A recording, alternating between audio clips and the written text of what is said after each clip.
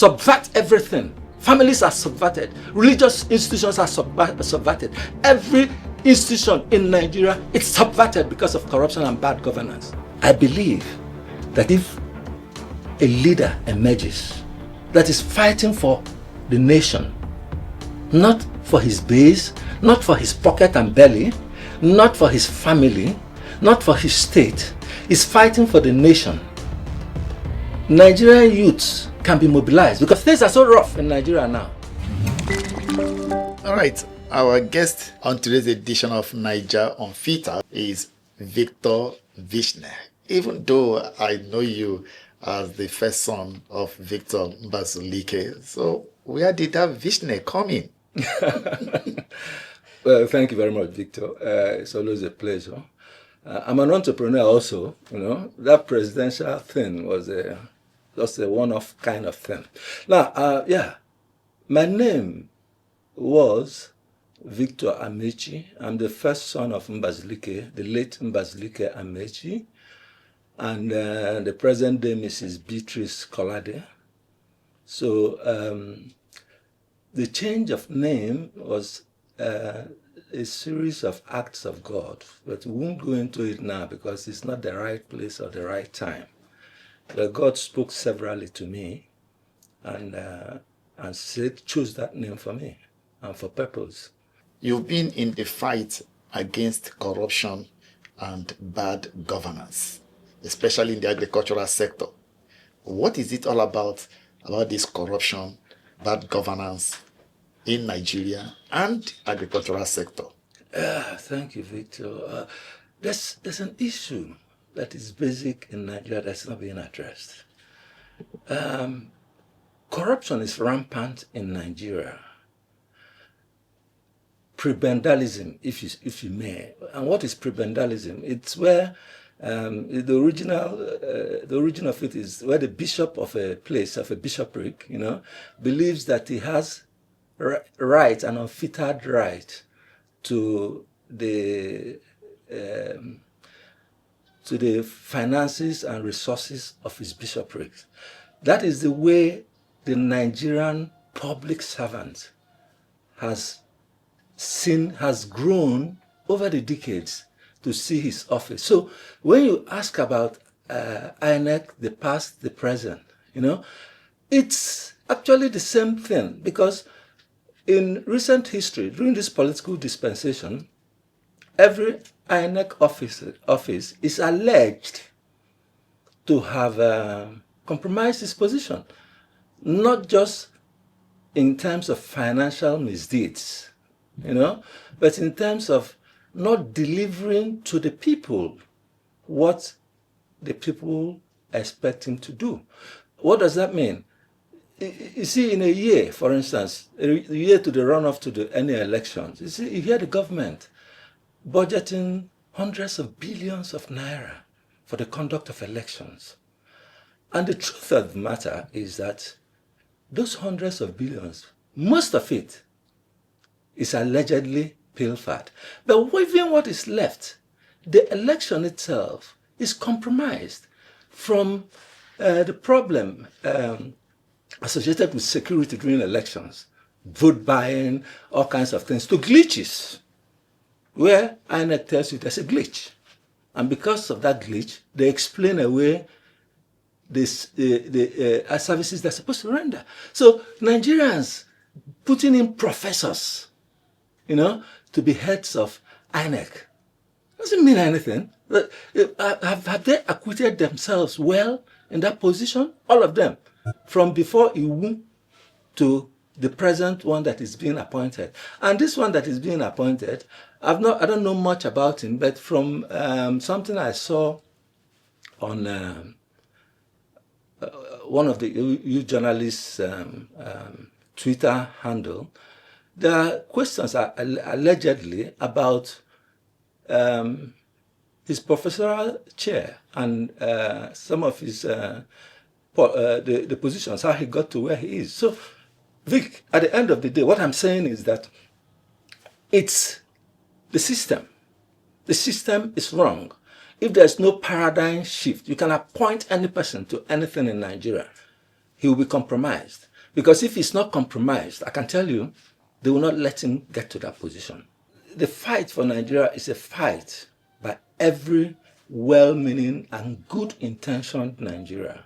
Youth, adults, elderly people, children, any person. And what is the fight all about? The fight is about corruption and enthronement of good governance. Like I said, it's rampant. It's all over the place. It's pervasive. Where do you start? Most times people see corruption as a distant thing, as an abstract phenomenon. You hear stories. Let me give you an example. When my late father, many years ago, was alive, he said to me, I may not mention names, during a military administration, an ex-banker acquaintance of his, who became finance minister, called him one day when he went to see him in Lagos. The man was still a minister, and said to him, someone just made $18 million in a very clean operation. And he said, how? He said, well, crude oil, the price for crude oil, a barrel of crude oil then was $18. And this vessel was cleared to pick up 1 million barrels of crude with all the documentations intact. And the vessel came in, picked 1 million barrels of crude with the papers allotted to it, but those papers were not signed. And then they went to international waters and transshipped to a waiting vessel. Then the vessel came back and picked another 1 million barrels of crude oil, and then those papers were signed, and it sailed. So someone just made $18 million without any evidence to show for it. During this political dispensation, not this administration, this democratic dispensation, at this time, I don't want to call names, someone said to me, at a time when you heard that the refineries were not working, but a lot of money had been spent on the refineries, and they were telling you that, yes, they were producing not at optimum, but at a certain level, that they were actually producing a lot more. They were producing diesel. There was scarcity of diesel in Nigeria. And what was happening was that some people would come to a place in Woji Road, GRA, Port Harcourt, early on particular mornings from Abuja with some papers, and the programming officer would be there for PPRC or whatever, and other people would be there, and they would be given instruction. They will come with allocation papers. So the programming officer's work is to just go back and program those vessels. And the person was saying that it's an allegation that vessel will be programmed for export of AGO. There was scarcity of AGO in Nigeria. They were managing it, sharing it, telling you the refineries were not working. And the vessel will be programmed, loaded, and to go to the international waters, transship, and sail away. Then the vessel it transshipped to will sail into Nigerian waters as having imported AGO into the country, because they were selling AGO in Nigeria at below international, far below international market price. Those allegations make corruption far-fetched and abstract. I'm sure most of them are true, but the allegations, when NAITI, Nigerian Extractive Industries, the Transparency Initiative, tells you that every year, including I think last year, the last NAITI report I saw, that Nigeria was supposed to generate maybe 20-something billion from crude oil and other things, that 10 million out of that is unaccounted for. Go and see NATI reports. This is more than an allegation this time. That is corruption, massive corruption. No one talks about it. Nigerians see it every day. Newspapers, you journalists, you publish it. No one follows it up. But that is massive corruption. Go back. Accountant General after Accountant General, down Kwaba or Kwabo or something, have said something that the problem with corruption in Nigeria is not at the level of contract awards and things like that. That the real corruption, the troubling corruption in Nigeria is from the revenue generation centers. MPA, IRS, FIRS, NNPC, and all the rest of them. Lack of accountability. Lack of accountability. So leakages in the system where revenues are collected.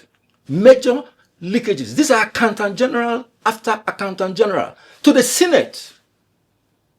Nothing is done about it. I did something about it. Under this Tinubu administration, are they fighting corruption? I would say that this government is not sufficiently fighting corruption in any way more than the previous administrations. That is my opinion. Yeah, those who argue that the present government has not been fair to the North. What's their take on that? The North has had a monopoly of leadership in Nigeria, and necessarily they may feel uncomfortable when someone not from the North is there. But what I can say to you is that in terms of the agricultural side of it, where I operate. Now, Vic, if I have said to you that the land in the North is damaged and needs remediation, and there's a product that can remediate that land, and we know that most of the North, every family in the North actually are into agriculture in one form or the other. Even the big men you see, they're into agriculture in one form or the other. And of course, the smallholder farmers are mostly in the North.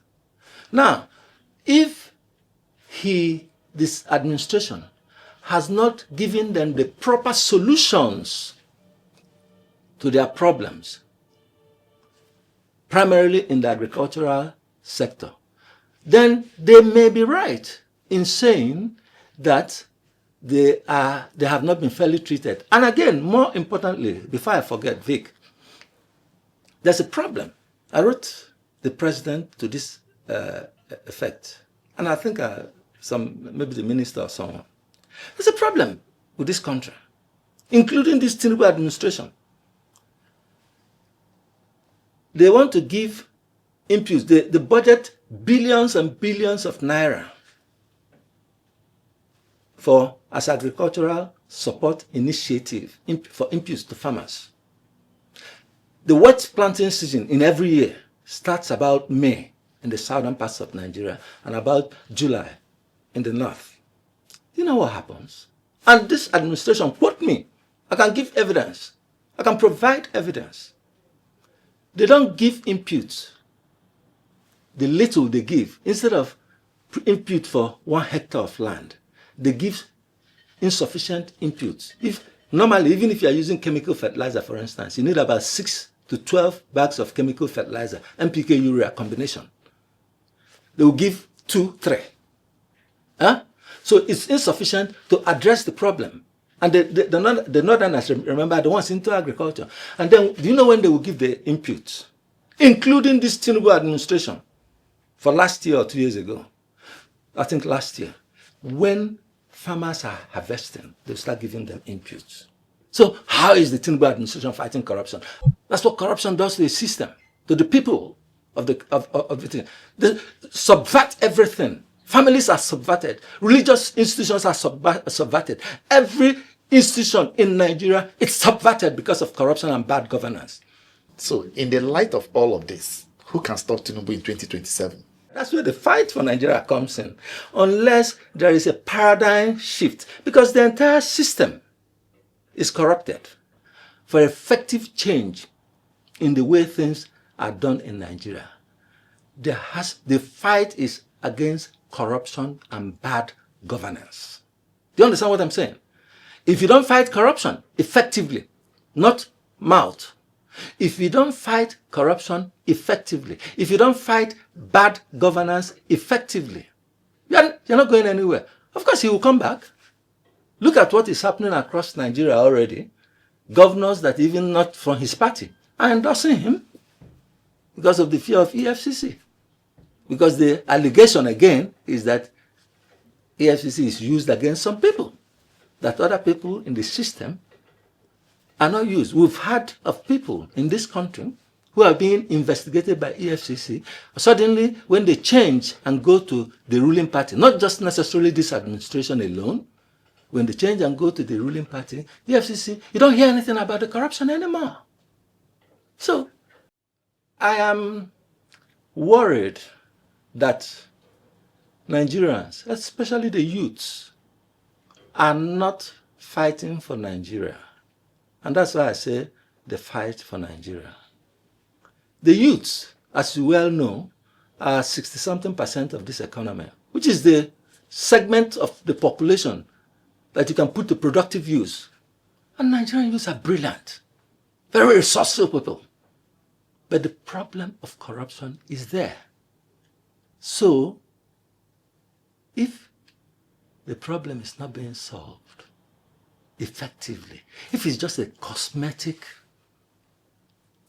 thing, as has been going on for many years, Vic, how can there be a paradigm shift? There cannot be a paradigm shift. And it is Nigerians who have to arise. Native report is there for every person to talk about. When Sanusi in CBN said 20 billion was missing, people gave it a little whatever. He was sacked. Was such a man talking nonsense? Is native nonsense? Is accountant general after accountant general, are they talking nonsense? The best international Price Waterhouse, the best accounting firms in the world, saying this is how things are done in Nigeria. Are they talking nonsense? If the youths of Nigeria don't arise to say, we have to look at this, if they don't interrogate the system and say, what is happening, there won't be any change in Nigeria. That's the bottom line. There cannot be change in Nigeria without a fight. And I'm not talking about revolution. I'm not calling for people to go out and carry guns and everything. No. But people must arise. People must sit up and protest and face the consequences and say to the government of the day, for instance, if you have collected X million of money from World Bank, from African Development Bank for Agriculture, for whatever, publish the figures, tell us what you did out from them. Yeah, that's accountability, transparency. If you are asked to support someone you think can go head to head and stop Tinubu 2027, who will that person be? But I'm telling you that a new political base has to be built. Donald Trump faced a lot of obstacles in America in the last elections. He won. Different leaders in the world, even negative people like Adolf Hitler, if you know the history of the Nazi Party and Adolf Hitler, they came from nowhere and they swept Germany, a negative kind of sweeping. I believe actually that 2027 holds a surprise for Nigerians. But Nigerians are not ready to fight, which is where the rallying cry, as in my documents, everything I've written, said, the man dies in all. Remember Wole Soyinka? Those were not Wole Soyinka's words. Those are the words of, I think, a Spanish poet, which he now adopted as a title to his prison notes. He says, the man dies in all who in the face of tyranny keep quiet. And there's political tyranny in Nigeria, economic tyranny and all forms of tyranny, corruption and bad governance. Nigerians have to rise. Nigerians have to rise and face the system. Confront these guys. Confront these guys. Yes, but then, Victor, The thing is that it doesn't take a large number of people. Remember that film of those days, A Few Good Men? What it actually takes is leadership. I believe that if a leader emerges that is fighting for the nation, not for his base, not for his pocket and belly, not for his family, not for his state, is fighting for the nation, Nigerian youths can be mobilized because things are so rough in Nigeria now. Things are so rough in Nigeria now. Everything is changing in Nigeria. Prices have gone haywire. I don't know who, you journalists, you say, they tell you that inflation, using statistics from bogus numbers, and they say inflation is 20-something%, that's something. How much was petrol? How much was a tin of coffee? How much was milk? How much was rice? How much was anything in the entire country? How much was a flat in Lagos, Abuja, Kano, Enugu, anywhere? How much was anything in Nigeria? How much were you buying a pair of shoes, the kind of shoes you like to wear? And how much are you buying them today? Is there anywhere where, in reality, you have noticed the 15%, 20%, 50% inflation? Answer me, please. Is there anywhere you have noticed that since Tinubu came in? No. No, it's not your work to answer. You are the one interviewing me. So, those numbers are not correct. Let's look at the issue of insecurity in Nigeria. Is the government doing enough? We haven't done much. Remember, insecurity is not just the people coming into Nigeria. There's the food insecurity. There's insecurity to life and property. All those are insecurity. We haven't done anything. Again, because of corruption and bad governance. That's what I'm saying to you. There's no way you can achieve much in this country if you don't take on corruption and bad governance. Igbo people will say, akoko nebu. It's hot air. So, not much has been done about insecurity. It's kidnapping. Has much been done. The reports, don't you see reports of kidnapping? Don't you hear about people being killed? Don't you hear about all kinds of things happening? So, do you believe there's actual improvement in insecurity? I say no, there is none. What of Nnamdi Kanu? There has been the push for the release of Nnamdi Kanu. What's your take on Nnamdi Kanu's incarceration and the move to get Nnamdi Kanu released? Nnamdi